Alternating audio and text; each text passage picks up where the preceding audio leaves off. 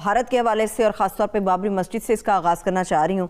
आज यौम स्याह मनाया जा रहा है मुसलमानों की तरफ से। बाबरी मस्जिद को शहीद किए हुए मुकम्मल 28 बरस हो गए।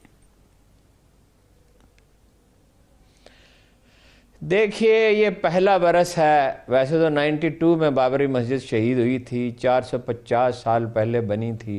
जाहिर है बाबर के नाम पे उसका नाम रखा गया है, तो उस वक्त बनी थी। और 450 साल तो इन्हें कभी एतराज़ हुआ नहीं।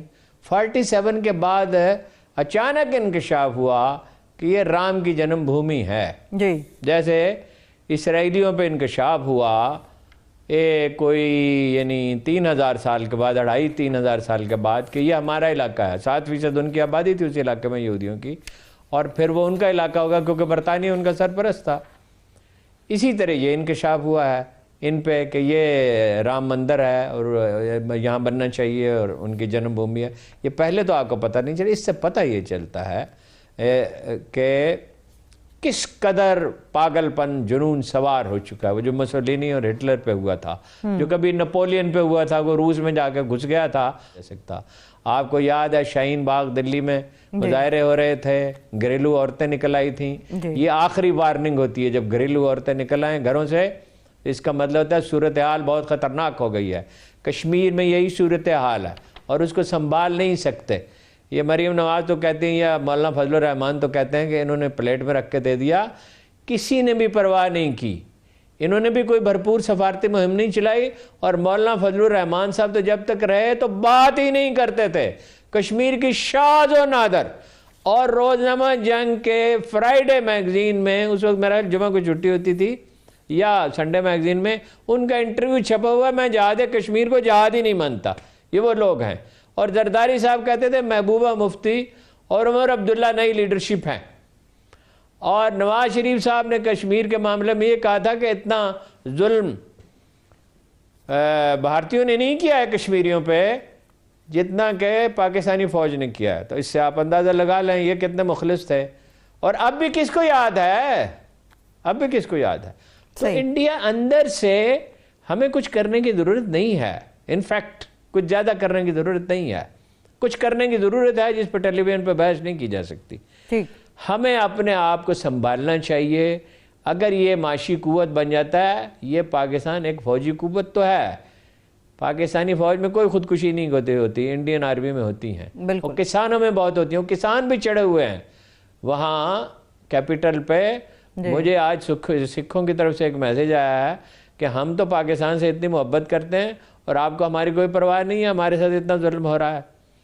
वो भी नाराज़ हैं। तो इंडिया अंदर से टूट रहा है। और इंडिया कभी कोई मुल्क था ही नहीं। 2300 साल पहले चंद्रगुप्त मौर्य ने इसको मुत्तहिद किया था, फिर मुसलमानों ने, बाद में से फिर राजवाड़े बन गए, फिर मुसलमानों ने मुत्तहिद किया, फिर अंग्रेज़ों को विरासत में मिला, अंग्रेज़ इसे छोड़ गए। और अज़ाइम उनके बड़े बुलंद हैं, बामियान तक। वो आपको पता है सिर्फ पाकिस्तान नहीं, वो कहते हैं बामियान तक है बर सग़ीर, क्योंकि बुद्ध मत वहाँ तक फैला था। तो वो अपनी मौत को दावत दे रहे हैं। बड़ी पेशेंस के साथ और हिकमत के साथ इस सिचुएशन को डील करना चाहिए। और एक आखिरी बात यह है, 6 दिसंबर 1952 के दिन उत्तर प्रदेश के अयोध्या में बाबरी मस्जिद का विध्वंस कर दिया गया था। अभिनेत्री स्वरा भास्कर ने 6 दिसंबर को विध्वंस की बरसी पर बाबरी मस्जिद को याद किया है। स्वरा भास्कर ने कटाक्ष करते हुए ट्वीट किया, चाहे जितना लिपा पोती कर लो, भगवान का घर, किसी के भी भगवान का घर तोड़ना पाप होता है।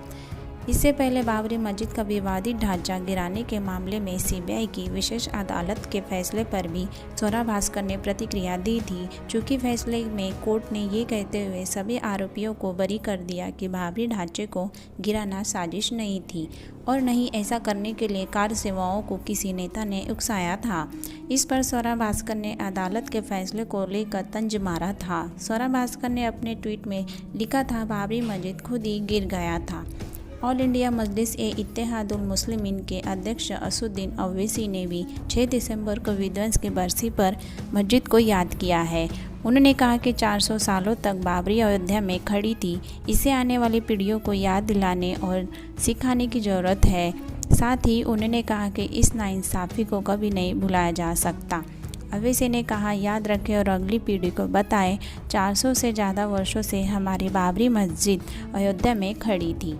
हमारे पूर्वजों ने इसके हॉल में नमाज अता की, इसके आंगन में एक साथ अपना उपवास तोड़ा और जब वे मर गए तब वो बगल के कब्रिस्तान में दफन हो गए। उन्होंने कहा 22-23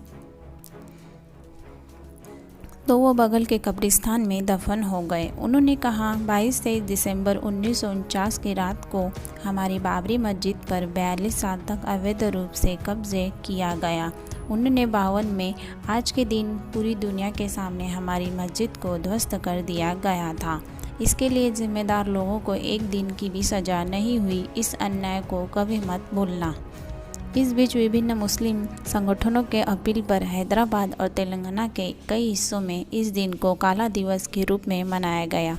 कुछ इलाकों के दुकानें और व्यापारिक प्रतिष्ठान बंद रहे।